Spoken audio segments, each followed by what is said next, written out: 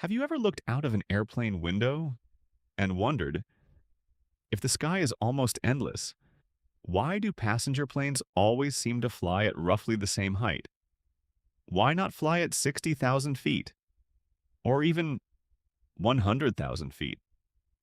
Wouldn't flying higher avoid turbulence, save fuel, and make every journey even faster?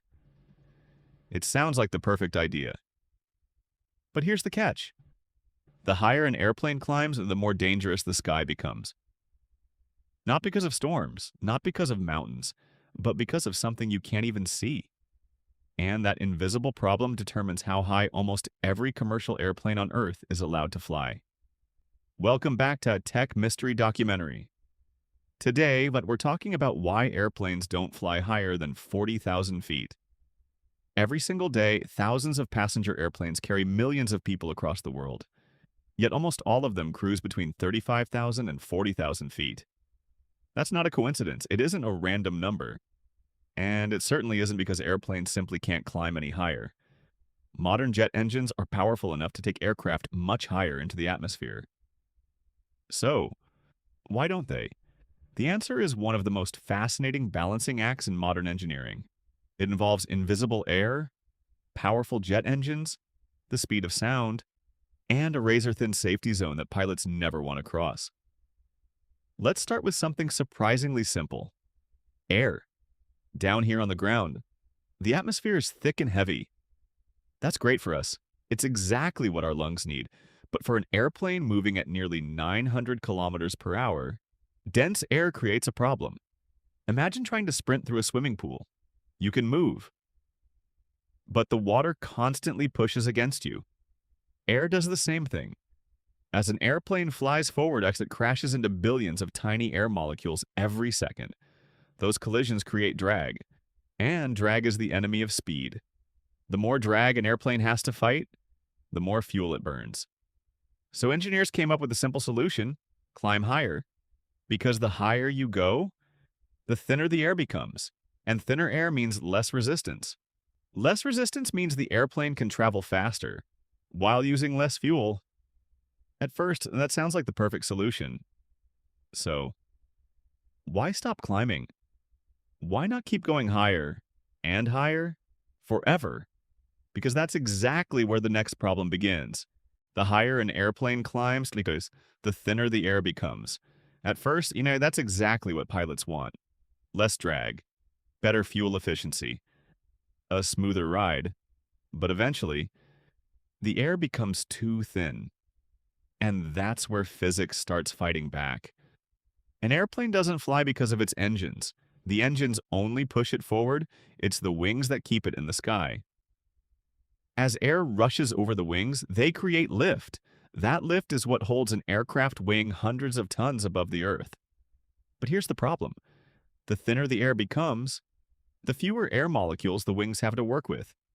Less air means less lift. To make up for that, the airplane has only one option. It has to fly faster. Now, another problem appears. Jet engines need air too. Every second, they pull huge amounts of air inside, compress it, mix it with fuel, and ignite it to produce thrust. But high above the Earth, there's much less air available. That means the engines become less efficient. They produce less thrust, even while the airplane needs more speed to stay in the air. It's a balancing act.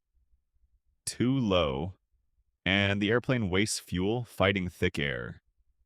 Too high, and both the wings and the engines begin running out of the very thing they depend on: air. You might think modern engineers could simply build stronger engines, but even the most powerful engines can't change the laws of physics. There comes a point where climbing any higher creates more problems than it solves, and that's still not the biggest danger. The real danger is something pilots call the Coffin Corner. It sounds dramatic, because it is. Imagine driving on a road where you're safe only within a tiny speed range. Drive just a little slower, and you lose control. Drive just a little faster, and disaster strikes. High above the Earth, an airplane faces a very similar challenge, and that's why commercial aircraft never keep climbing forever. So, what exactly is Coffin Corner? Despite its name, it isn't a place, it's a condition, one that every airline pilot is trained to avoid. As an airplane climbs higher, its minimum safe speed begins to increase. Why? Because the air is becoming thinner. The wings need more airflow to create enough lift.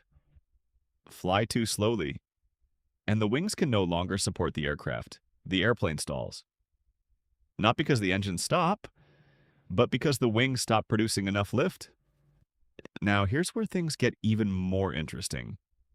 As you climb higher, the temperature outside drops dramatically.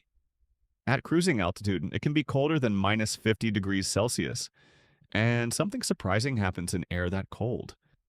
The speed of sound becomes lower. That means an airplane can reach dangerous airflow conditions at a lower speed than it would near the ground. If the aircraft flies too fast, parts of the airflow over the wings can begin approaching the speed of sound. Tiny shockwaves start to form. Those shockwaves disturb the smooth airflow that keeps the wings producing lift. Instead of flying more efficiently, the airplane becomes harder to control. The entire aircraft can begin to shake violently. So now, the pilots have two invisible limits: fly too slowly, and the airplane stalls. Fly too fast, and the airflow begins breaking down.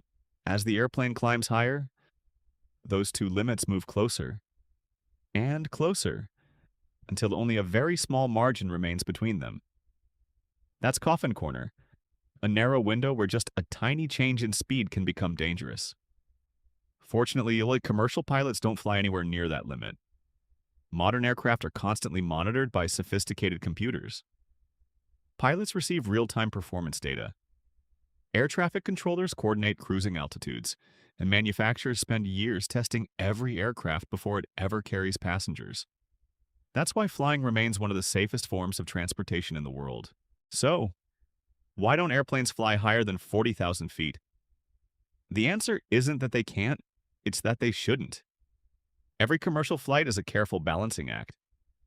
Fly too low, and thick air creates more drag, burning more fuel and reducing efficiency. Fly too high, and the air becomes too thin. The wings produce less lift, the engines generate less thrust, and the safe speed range becomes smaller and smaller.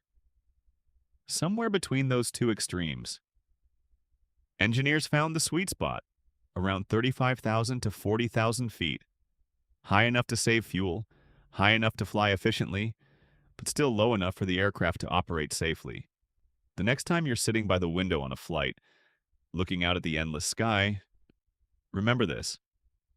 Above your airplane, there may be thousands of meters of empty atmosphere, but higher doesn't always mean better. Sometimes, the safest place to fly is exactly where you are. And that's the hidden reason why airplanes don't fly higher than 40,000 feet. If you enjoyed uncovering this tech mystery, don't forget to like this video, subscribe to Tech Mystery Documentary, and turn on notifications. Thanks for watching, and I'll see you in the next documentary.